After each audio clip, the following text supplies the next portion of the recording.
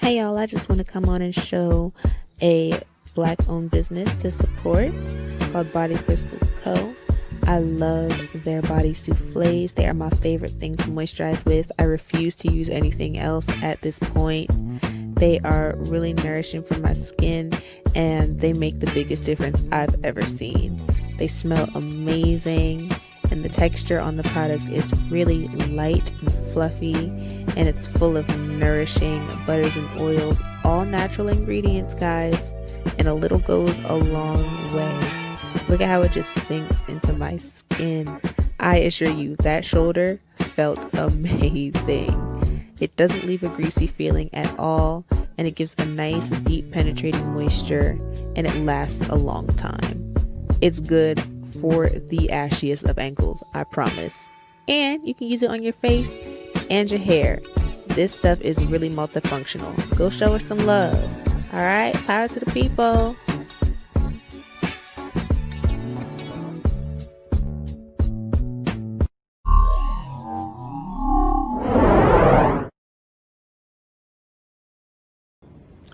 Hey family, this is your boy DeAndre letting you know that we are back. PickEd Speaks is back in action. We've been off a couple of weeks just to get some things right and get some guests who are going to be absolutely amazing. And you are truly in for a treat.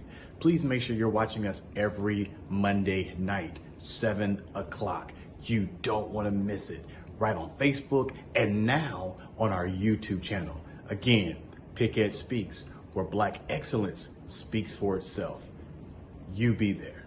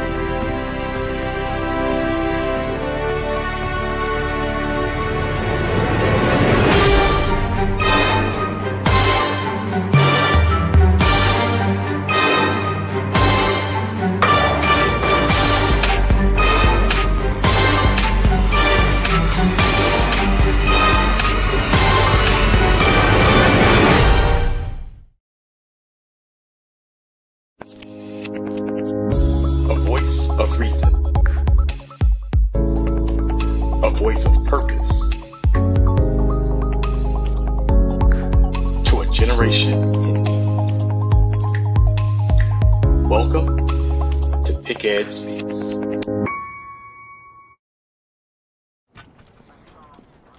So, same time tomorrow? Can we talk later tonight?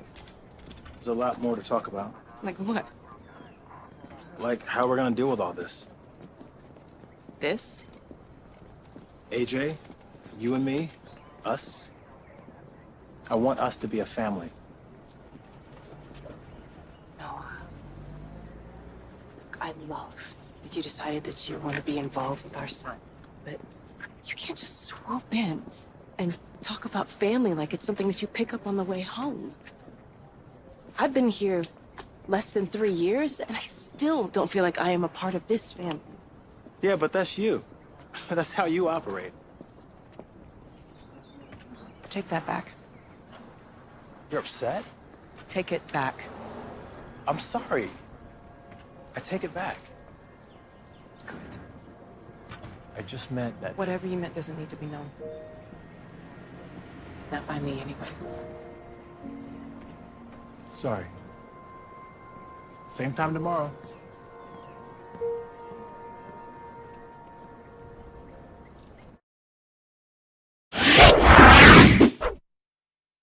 Ladies and gentlemen, welcome to PickEd Speaks. I am your host, DeAndre, and it is a blessing to see each and every one of you. Listen, I am so glad that you are here because of the fact we've talked about it. You've seen advertisement about it, and it is now arrived. We are here, going to have an amazing conversation, amazing time. I don't want to prolong the time because of the fact that I know why many of you are watching. So, with that being said, I'm not going to belabor it. Again, I want to say thank you all for watching, tuning in. Make sure you're following us on our Facebook page.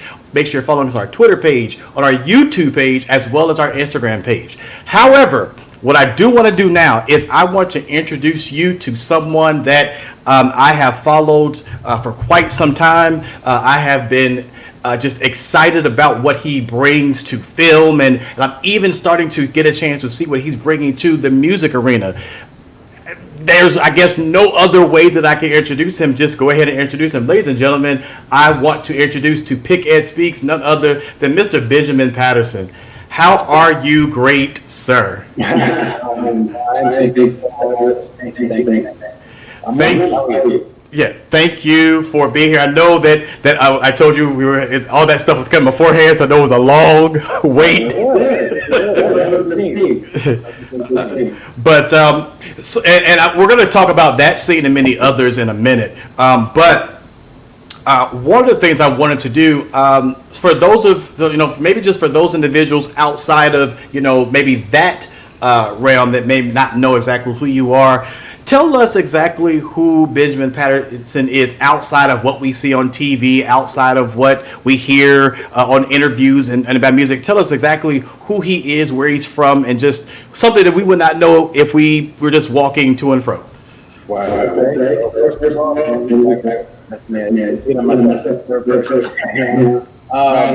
born and raised in California.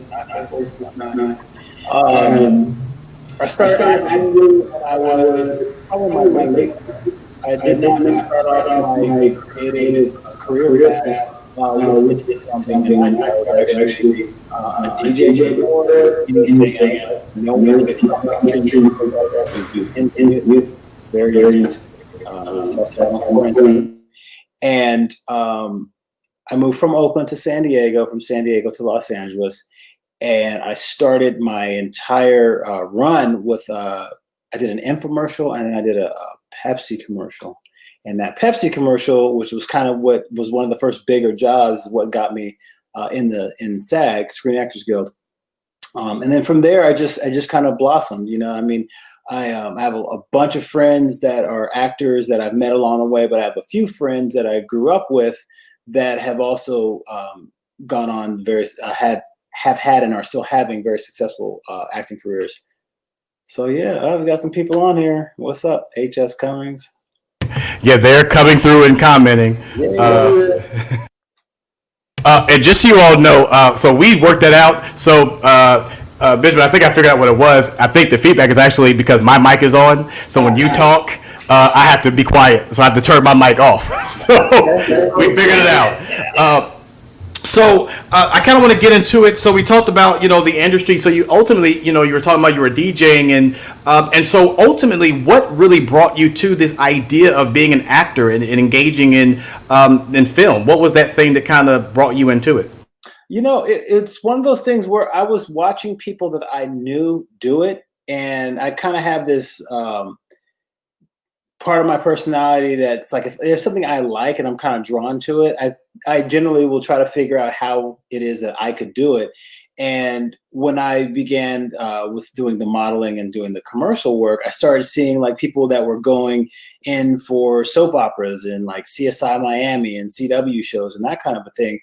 And I was kind of intrigued by it, but I was also like, oh, you could, this looks like a lot of fun. You could do this and still, be able to pursue music. I have your music on the side, but, you've made some money, so you can actually, sit on that for a little bit. And then it wasn't until I saw a friend of mine, an actor by the name of Russell Hornsby. He was in a show called Playmakers on ESPN, and I saw his billboard on the side of a building in downtown Los Angeles. And I remember just being like, floored, because I was like, wait a minute, that's Russell from St. Mary's, right? Like that's a high school friend, like, and there he is. So I just really was like, damn, I could do that. Like, that's dope. You know what I mean? And no disrespect to the craft of it or the preparation that a lot of people take. I was just more of the type of performer, let's say, that like I will get up with a band and play drums, or I'll get up with a band and play bass or keyboard or bass or guitar, and not necessarily feel like, oh my God, the pressure's on to perform, because I kind of have this feeling of like, when I get up there, I'm just gonna do whatever I do, and the audience will love it. And maybe that's from a DJing background too, where you're just kind of controlling the crowd. So I kind of miss that as far as getting into the acting arena. But when I would be on set, I would make sure I'm prepared. So the technical side was there, but then, once it's time to go, it's like, you just do it. So having a lot of good feedback, and then some negative feedback, was really like, okay, yeah, you are actually doing this. You are an actor. Like, embrace it, do it, be it. Now, how can you get better? And I think that comment right there, that last portion, is embracing how do you get better. And there's a lot of people who are watching right now, and who may watch this by replay, who may be interested in getting into the field. They're trying to figure out where their niche is, and they're taking the classes. And what is one piece of advice that you would give to that young person, or even just someone who is just trying to get into the business, whether it be modeling or be actually going into film? What would be some key nuggets that you would give to them as they're trying to pursue that, and live it out, saying that that's their dream? Okay. Nugget number one is, it's kind of a harsh one, but I think it's the reality that really makes it work and makes it stick. Approach it like a business, and don't have a plan B. And in that statement, I need to make sure that I'm clear about, when you look at how fame versus the fortune side of it goes, there are a lot of famous actors and there are a lot of successful ones, but the people that treat it like a business, let's say you treat it like you're a plumber and you're going out and you're getting jobs and you're making sure you do the best you can and you get referrals, you're going to be doing it for a long time. And you can make sure that you are constantly being booked by the work you do and by some of the networking that you do. And the don't have a plan B part, some people go, well, you got to have something to fall back on. Well, I mean, yes and no. Yes, in the sense that, if things don't go right and you're unemployed for a long time, yes, you need to keep the lights on. Yes, you have to take care of your responsibilities. But then the other side of that coin is, if you go into it with the mindset like, this is going to work, I'm going to figure this out, generally speaking, you will figure it out, and have a lot of belief in yourself. I mean, almost more so than you would do in anything else, because the difference being, people, you're putting yourself into this, and you're giving your own creative spin on something when you walk into a room with your ideas of how a character should be. So if you get rejected, then you tend to think, or at least when you're beginning, you tend to think they're rejecting you. And that's not really the case. It's more of a case of, they're rejecting what you're bringing to it, but you are a separate person. You're not, they're not addressing you as a person. So I would say, have a thick skin, be a good, easy person to work with, and also know what it is you need to create. If you need to be up super early and read your script 50 times, and make sure those are the things that you do. And if it's one of those things where you just, you naturally have this thing, then embrace it and go with it, But if it's something that's kind of a challenge for you, but you love it and you find yourself constantly coming back to it, then dive fully into it, So since we're talking about, going forth and going into bodies of work, let's talk a little bit about some of your body of work. Okay. All right. So for those of you who are watching, and by the way, if by chance you have a question that you want to ask Benjamin, please make sure that you're posting it. We'll definitely post it on the screen, and he'll be able to answer those questions for you. So if you have questions or you have comments that you believe that is relative to what he's saying, by all means, throw it out. Also, begin to share it. Let your friends know that right now we're in a great conversation with Benjamin Patterson. We'll definitely make sure that we put his social media information up so you can actually follow him. But let your friends know that right now we're in conversation. But if you have questions, please make sure you're throwing them on the screen, and I'll definitely make sure we address them. But I do want to go into, again, some of your body of work, because where I really got a chance to, of course, I saw some of the modeling stuff and things of that nature. But where I first got the first taste of Benjamin Patterson was this crazy character on this show somebody called Noah's Ark. This crazy character, and that's where I first learned it. So for those people who don't know about who you played in this, tell them just a little bit about who that character was and kind of where you pulled from to play that character. Okay. The show was Noah's Ark, for those that didn't get the references. My character's name is Guy, and Guy's character was very wholesome and clean cut most of season 1. He was being accused wrongly of trying to break up one of the relationships on the show between 2 of the other characters.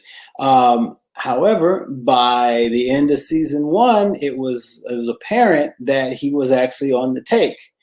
And then season 2 happens, and then, for whoever's out there watching and you want to watch it for the first time, and I won't spoil it, but it's good. Go watch it. You can stream it. And as far as what I pulled to create what I did for that character, a lot of the imagination stuff that you have to draw from when you want to be a bad person on film. One of my acting coaches told me that a true bad guy doesn't believe he's bad. He believes what he's doing is good, because for whatever reason in his head, he's creating these things that justify his actions. So in my head, I was constantly justifying, this is why I'm doing this, because I'm supposed to be with Trey, not you. So I just drew a lot on that. I even thought a lot about when I used to play football and how, because I wasn't very good, I wasn't awful, I was athletic, but I just, I was dealing with players in the early mid 90s that were just ridiculous. Some who went on to be pro. So it was like I just couldn't compete. But having those experiences made me remember how it felt to be just like, damn, if I could just get on the field, then I would be it. You know what I mean? And so I remember how it felt to kind of sit and plot and plan in the background and maybe be a little conniving and think of like, well, okay, what if I did this? What if I did that?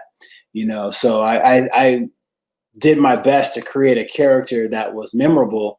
And, I think that I did it, because a lot of people will still say, like, I remember you at Noah's Ark, and I hated you because you were trying to, mess with my relationships over here. So, and let's be very clear, I was one of those people.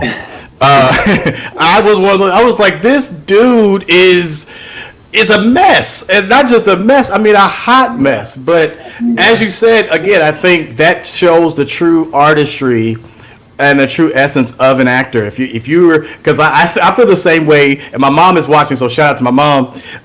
My mom, who by the way is a fan of you in Greenleaf, and so I definitely said I was going to shout her out. But I feel the same way about Blair Underwood. In half of the movies that he's played, I remember meeting him, and I met him at a store, and I was actually purchasing one of his suits. And I was purchasing the suit, and he was there, and I made him very clear. I was like, listen, I'm buying this suit because I like it. But just know I don't really care for you right now, because, I started telling him about all the stuff. He said, you do know that's just characters, right? I said, yeah, but I can't separate you two right now. You play it too well. You play it too well. Now, speaking of that, again, we're not going to tell too much away, because if you haven't seen it, definitely want to go and watch it. And it's definitely moving forward with that. Have you ever found yourself in tricky situations and tricky relationships in that magnitude? Honestly, I have to say no. I've been with my husband now. We've been married 5 years, but we've been together for 20 years. So it was kind of like one of those, like I came out I met him, and that was it. But I have had friends that have had some pretty precarious situations happen, and I've seen a lot. I mean, I've just from growing up in Oakland and DJing and being at parties and whatnot.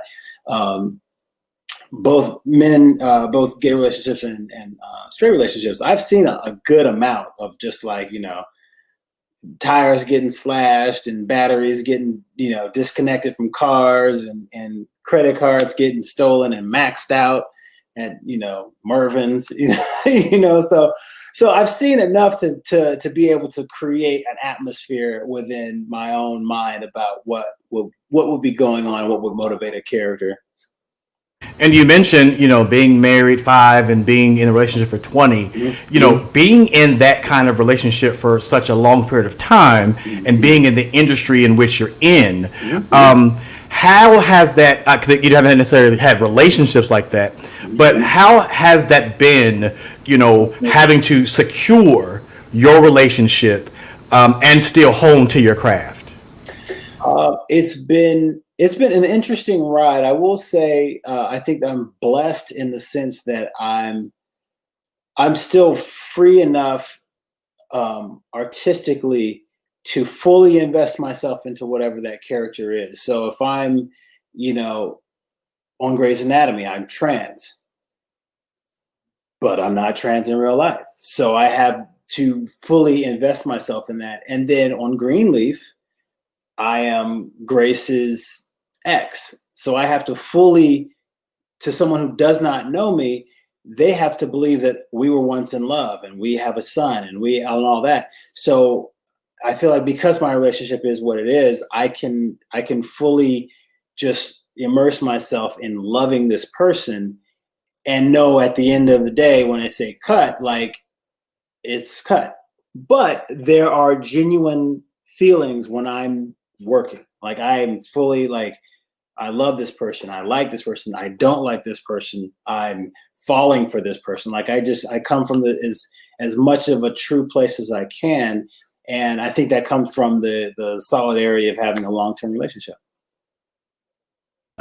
And I'm curious to know, because you brought up, the hit show Greenleaf, and you talked about relationships.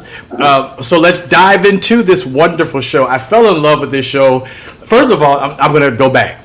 I wasn't sure if I was going to watch the show. Okay.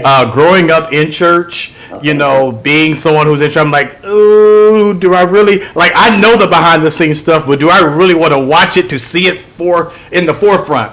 Right, and I said, Oprah, you're starting something. I'm like, Oprah, you're starting something. But I got hooked day one because I think with Greenleaf, every person saw themselves in one character or another. I think each person saw us, whether you're in church or not. You saw so much about yourself, and I think it really brought a large group of people together that you may not have necessarily. I know people who don't necessarily go to church, but it was like, I gotta go home, I gotta watch Greenleaf because it's this and this, and I don't believe that it put a bad light. I think what it did was, however, it showed us, those of us who are of faith, it showed us in a human light, and so I do appreciate it. But for you, what was the what was this experience for you? Being a part of this dynamic cast who had to bring these stories to life, one, and then two, what was the hardest part about playing Noah? The hardest part of playing Noah Kendall. First question: the experience was pretty amazing because I did not come from this background from my own personal childhood. And I did go to Catholic school for part of elementary school, and my high school is Catholic high school, but I wasn't raised Catholic. So I had friends that were Baptist, I had friends that were Catholic, but I also saw a different side of just, a way of growing up. So it was very interesting to portray someone who grew up through this because I could draw from friends that I knew that were Jehovah's Witnesses, and I could draw from friends that I knew from childhood that were Latter-day Saints, Mormons. And so I remembered how the different groups would interact. And so it was actually kind of it was a great blessing, but it was kind of a very interesting trip into, it's like going into the back of the church, on a day off. Like I was an altar boy, fourth and fifth grade, because I'm already do crossing guard, High Street in MacArthur. Shout out to Oakland. But I remember going into the church on a day off because we had to go in and get our little outfits. And I just remember like, wow, like this is the back of everything. This is where people walk and have their lunch and have their meetings and all that. And then as far as being with the cast, to answer the second question, it's almost like, it's NBA All-Stars week. And, you're the best where you come from, but then these are all the best where they come from.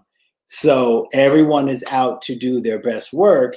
And given the nature of the project, everyone wants to create something that, like you said, people will see themselves in. And I think that not having grown up in a church environment personally, but knowing the humanity of every character allowed me to dive into the human side of who Noah is and give him, life in such a way that every Noah out there, everybody who was like, well, I used to date, the preacher's daughter, and then, things didn't go the way they did, but I still work with the family. Like everybody that grew up in that is like, yes, that was how it was. We did it Monday, Tuesday, Wednesday, Thursday, and then Friday, Saturday, Sunday. You know what I mean? So it was a challenge, but it was something that I felt definitely prepared for, and also just inspired to do and make it better. Okay. And who was Noah? Who was Noah Kendall? Like, who was this character that we saw? Noah was like that perpetual good guy that, maybe got up the courage to ask the most beautiful girl to prom, you know what I mean? And she says yes. And, if you watch season 1, you're like, wow, they did this, and then things didn't go the way they wanted, and then they ended up separating. But Noah was that guy. Like he was a genuine good guy, and he was also a teenager, and teenagers do stuff. I'm a father now, and I got a 4-year-old that I'm like, oh my God, like I know he's going to do stuff. But Noah was that guy. And he also was raised in a home that, his parents taught him respect, and his parents taught him how to treat people, and they taught him loyalty. You know what I mean? I feel like Noah ultimately is a very loyal person. Now, who he ends up loyal to is the challenge, but he is loyal to, his wife. He's loyal to his fiance. He's loyal to the Greenleaf family, And being in that environment, as you said, something that was not necessarily thoroughly embedded in you coming into the gate. Being it with 4 seasons, 5 seasons, excuse me, 5 seasons. I was trying to count in my head. 5 seasons. Being in 5 seasons, what do you think were some of the most valuable lessons that you learned being on the set, whether it be from just being in the environment of it all, or just even from some of your fellow cast members? What are some of the biggest jewels that you grabbed from that entire experience? Biggest jewels. God, there's a couple that are really some heavy ones. One night it was season 1, and it was a season where Mr. Cobb, what is his name? He the actor, I'm drawing a blank on his name. His last name is Cobb, but he plays the Lady May's father.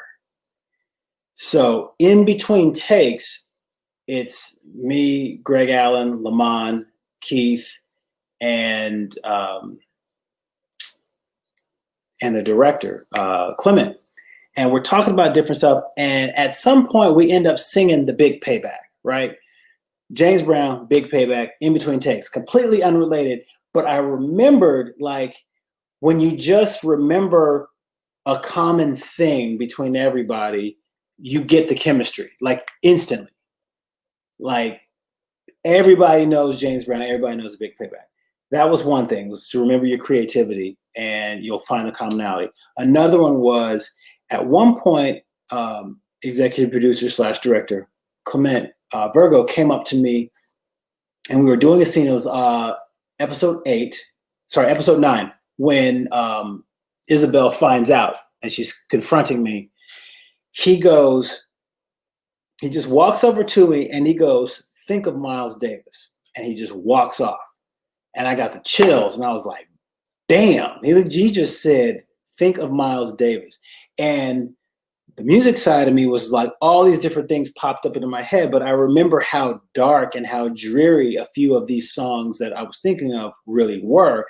And that was the overtone of that scene. And the jewel of that was, I just learned, like, hey, trust your instincts. Like, if you feel this, then go with it. Go 100 miles in that direction, go full out. And, that's when you're going to get your best work. And with that, do you have a favorite scene that you had of all? I know there's a lot of scenes. I know there's a lot of things, but do you have like a favorite scene that you were either in or you were not in that just has resonated with you and just like that was the one that just stuck with me? Wow. I want to say I have two. One that I wasn't in, one that I was in. The one that I wasn't in was when Lady Mae gave the sermon in season 5, "Make Me New." Because what you all didn't see is, because we were there in the front, we were there in the audience, is she did that maybe 3 times. And each time was different than each other. And I won't say that the last one was the best and they only picked it because it was the last one. But she gave so much each time. She was almost crying each time. And it was so just amazing to watch someone go. And that was a monologue. That was a good 5 minutes of just her, maybe a little bit longer. And then one of my favorite scenes being in was season 1 episode, I think it's episode 3 or 4, when we're by the lake, when we finally have figured out, I think it is episode 3, what Mac did, and that we're going to work together to get him, because now I'm seeing Noah and Grace's past rekindled, And do you have, by chance, so out of all the things that you've been a part of, every program and event you've been in, is there a favorite character that you've ever played that you just like, that's the character that I like, it's definitely stuck with me, it was something that, it even reminds me of myself, if there's just one character that just was you? I want to say, God, I want to say Hampton Blue was out. I want to say, I think that, not because this is the latest one, but I really feel like Noah Kendall was the first character that was able to fully explore and give such dimension to. Everything prior to this, I feel like it just didn't get the legs to really like see what I can do as an actor, and B, where the character can go in the eyes of an audience. And so we've talked about, you've been engaged in modeling, you've been engaged in film, but we also know that you are engaged in music. Tell us a little bit about what you're doing in music, what's coming, what's kind of going on, and what's coming up next for Benjamin Patterson. Absolutely. Thank you. So I've been a musician since I was in high school, and did that. I started playing my own music and composing my own music probably around the time that I started doing Noah's Ark. I was really into, I've always been into Prince and then the funk, but I was like, I could really do this. So I just started making these songs and then recording them and putting them up on iTunes myself. And it wasn't until Greenleaf where I was like, I need to do like some bigger stuff. I got a bigger audience watching me. Why not just, just shoot for the stars? mind you, I already played at some clubs here in LA and a few things in San Diego I'd already done. So what I came up with and what's currently happening is I've got this EP called 26 Letters, Act 1. Act 1 is out. It's everywhere, wherever you get your music, if you stream it, if you buy it. And Act 2 is coming out on the 1st of September. It's a 5-act EP set. So basically it's 5 songs each EP, 25 songs. And then when it's all done after Act 5, I'm going to do a super deluxe, which will have vinyl records. I'm going to sign them if I can. Vinyl records and some cool artwork and all that. And then it'll have all the remixes. So for the fans that I've got like on Spotify, on my Instagram, I've been sending out just, as much as I can, like check it out on YouTube, check it out on Spotify, check it out on Apple Music, so that people can check it out. And then once things kind of open up as far as live venues go, I'm back out. Like I've, got the band, picked already. I can start rehearsing very soon. Will Noah be a part of the spinoff? And then I'll get back out there as a musician as well in between projects, because there's a couple of projects, including a spinoff that I'm just asked about. We haven't found out about, but I'm 99% sure that Noah Kendall's character will be a part of the spinoff. So it's kind of preemptively answering the question. Because I was gonna push it. I was gonna ask it. I'm like, okay, I know it's been a minute since y'all have been together. Like, have they given you all anything yet? You kind of have an idea where you're going with it. I really haven't. When right before episode 1 of season 5 came out, they gave us a lot of press stuff to put out, and one of those videos was an interview with Craig Wright, and he talked about how they were only doing 5 seasons to begin with, and there is a spinoff in the works. So as of right now, I don't know, but in my heart, I feel like Noah's going to be in it, and he's going to give the audience what they want, because a lot of people are all about Noah and not about Darius. And then there's people that are about Darius. I believe the people are about Noah, honestly, and I something keeps telling me, and I may be wrong, I kind of feel like the spinoff is going to be geared and centered around Lady May. And this new phase of their life, or where she's going, and maybe even Charity and what that's going to be looking like, and the new church, eternal faith. So I'm just curious. I'm thinking like that direction, but we never know. We may wait. Now, mind you, we do know that we can find you on Instagram at Benjamin Patterson all day, and so we do know that. Where else can they actually find you? Yes, so you can find me on Facebook under my name, Benjamin Patterson, and on Instagram, you got that one. On Twitter, it's Ben Just Creates. There's a couple of Benjamin Pattersons. I am the only one that is Ben Just Creates, so I figured that's a lot easier. And then, all the music is under my name: Spotify, Apple Music, YouTube, and Amazon, as well as anywhere around the world under my name, Benjamin Patterson. So if you search me, you can find it right there.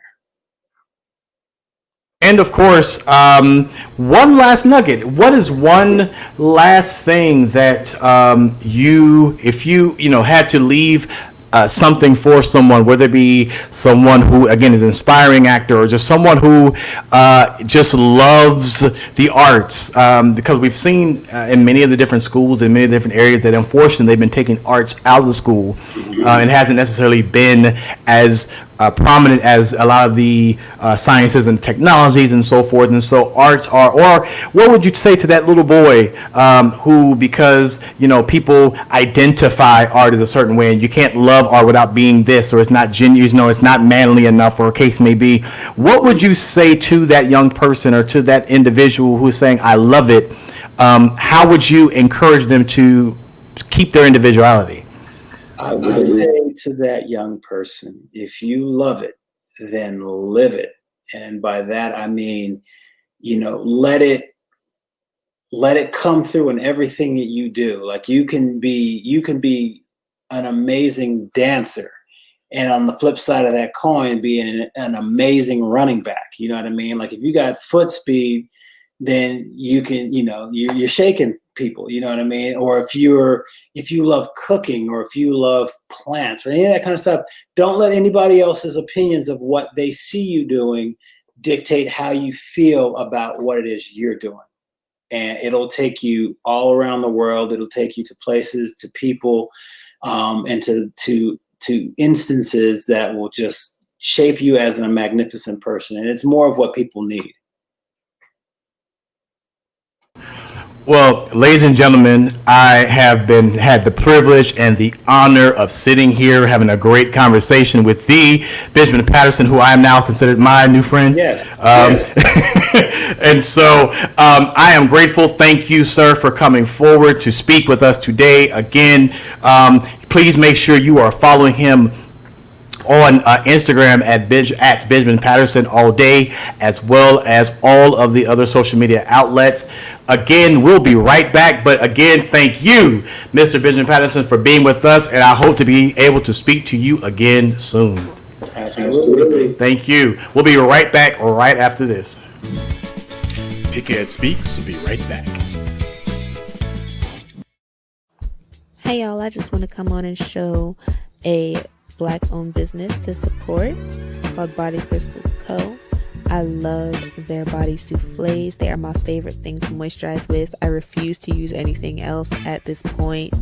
They are really nourishing for my skin, and they make the biggest difference I've ever seen. They smell amazing, and the texture on the product is really light and fluffy, and it's full of nourishing butters and oils, all natural ingredients, guys, and a little goes a long way. Look at how it just sinks into my skin.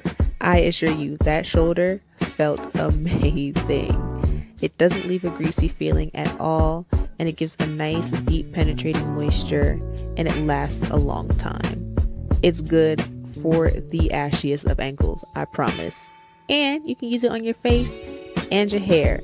This stuff is really multifunctional. Go show us some love. All right, power to the people.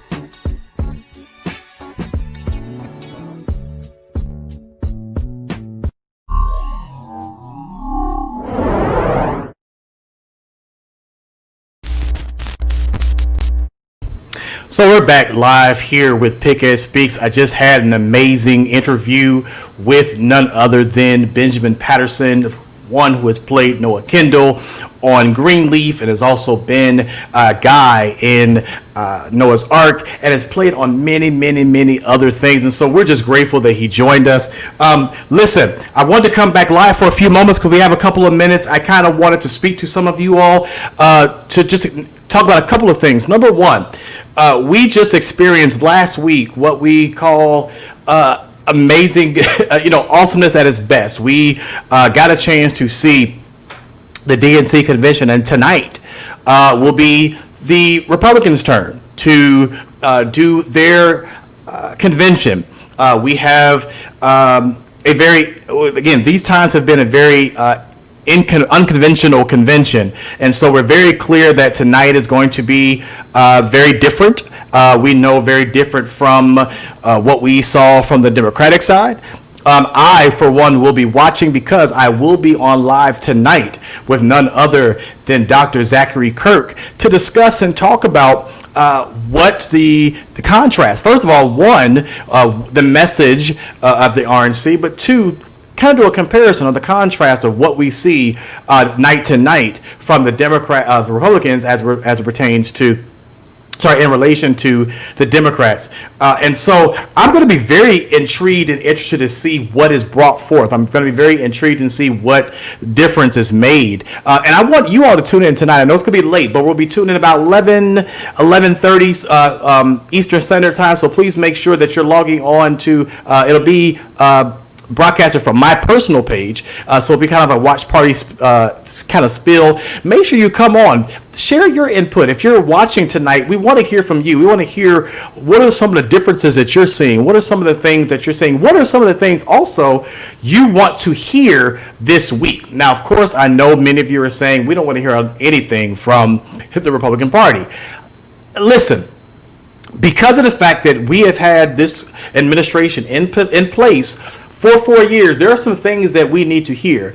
There are some things that we need to, whether it be some apologies, whether it be some, we may not, obviously we're not going to hear it clearly, but I believe there is a message that they need to address. They need to be able to have conversations around what is not being done or what has not been done these 4 years. So we want to hear from that. And so please make sure you're tuning in tonight about 11:30, just kind of based upon the conclusion of the RNC convention tonight. We'll be joining Dr. Zachary Kirk and some others just to discuss what we see in that. Also, I kind of want to make sure that I tackle, for those of you who are just coming on, I want to go back to two of the nuggets that Benjamin put out there to make sure that you got that. The first nugget he put out there was approach what you're doing like a business and don't have a plan B. It's so often that we, and I've even heard Steve Harvey make reference to this before. I've heard him say this because when you start going into this concept of having a plan B, then you're giving yourself an out, right? You're giving yourself this excuse to not do the original plan that you do believe that God put you on. And so make sure that you're putting yourself and making yourself business minded, making sure that you're putting yourself out there and you're doing it like a business, but also make sure that that is your plan. Make sure at the end of the day, that is what you're striving for, because at the end of the day, you got to make sure that that's what you're supposed to be doing. Right. And then the second thing that he said is be an easy person to work with and know what you need to create. Now, many of you all are not in the industry and you're not the easiest person to work with, right? And so if you're not the easiest person to work with and not in the industry, what makes you think you're going to be the easiest person trying to get into the business? And so that's not just in that field. That's also just in life. Make yourself an easy individual to work with. Make yourself someone that people want to be around, someone that's drawing in. So you want to make sure you're doing that as well. Last week, I had none other than Dr. Wes Bellamy, who was former vice mayor of Charlottesville, and doing amazing work in Charlottesville. Knocking my mic over. Wow. But doing amazing work in Charlottesville. And one of the things, if you were on live with us last week, you noticed that we were talking about his book, Monumental. And we were talking about the statues, and we mentioned that because of the fact that we see across the country, many individuals are fighting to have the monuments that signify and kind of remind us of the Confederacy. They're having them taking them down. And so he actually wrote a book, and I said that on live that I was actually going to purchase 20 of those books. Well, my friends, those books have arrived, and I also said that I was going to give them free to my viewers. And so I kept thinking about what else could I actually do to engage the viewers and just say thank you for continuously supporting what I'm doing here at PickEd Speaks. And I came up with it. I said what I'm going to do is I'm going to create 20 I'm going to create 20 thank you boxes. You heard me say it. I'm going to create 20 thank you boxes just to say thank you. I'm going to fill them with goodies. I'm going to put a couple of items in there. I'm actually going to put Dr. Wes's book in here, Monumental. It Was Never About a Statue. I'm going to put that book in the box. I'm also going to put my book, Run Till I Finish, Life Lessons I Learned While Stopping to Tie My Shoe. I'm going to put that book in there. You've been seeing the advertisement about Body Crystals Co., which is an artisan skincare and body care company. I'm actually going to throw in products from Body Crystals. It's called Eros. So that is actually going to be a part of it as well. I have some other trinkets I'm going to throw in there. One or two special viewers, they'll get a surprise that you may pop up in there. I'm even going to throw in a couple of our Be the Light shirts that we have a part of our program here. Be the Light. If you want to see it fully, it is there. So it's the Be the Light shirt. So I'm going to have a couple of those thrown in there as well.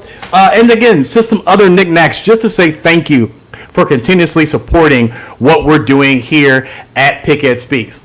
Listen, this is actually it. I'm closing it out. But next week we're gonna be the last week until the the following week after Labor Day. Yes, I got your stuff. I got it. Yeah, we got it.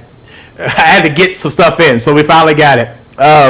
But we're next week we're going to have a 2-part special, so it's going to be a 2-hour special. So we're starting at 7 o'clock Eastern Standard Time. It's going to be a 2-hour special from 7 to 8.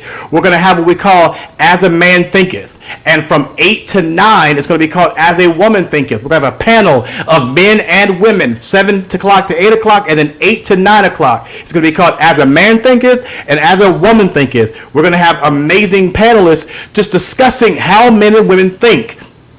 And just having, and we're going to ask questions to men about women, how women think, and ask questions from women about how men think, and just have open dialogue. And it's going to be an amazing time. I'm excited about it. And then we'll take a break because we know that following week is Labor Day weekend, and then you will join us right back within 2 weeks. And so, listen, there's a lot going on in the life of PickEd Speaks. If you want to, we also have what we call our lunchbox. The lunchbox is where we have conversation. Send emails in and we discuss that on our show. If you want to ask a question and you want us to discuss it in the lunchbox, please make sure you send it to lunchbox@IamDrPickett.com. If you want to make sure that we're answer and address a question that you may have, whether it be about school, whether it be about life, love, liberation, loss, whatever case may be, please make sure you're sending that to right here on the screen, right? Lunchbox@IamDrPickett.com. Of course, if you just want to tell us how you love the show, if you want to just reach out to what I'm doing outside of PickEd Speaks, and you just want to learn more about what I'm doing, you can go to my website at www.IamDrPickett.com. And if you want to send me a message directly and want to email me and just let me know something that's on your heart, go to inspire@IamDrPickett.com. Again, that's inspire@IamDrPickett.com. Until we meet again, my brothers and sisters, may God keep you. May God bless you is my prayer. Thank you all so much for watching. I love you all. God bless you. Thank you for joining in. Thank you for tuning in. Thank you for watching us on replay. And again, until we meet again, this is PickEd Speaks. What? Where Black excellence speaks for itself. Peace out.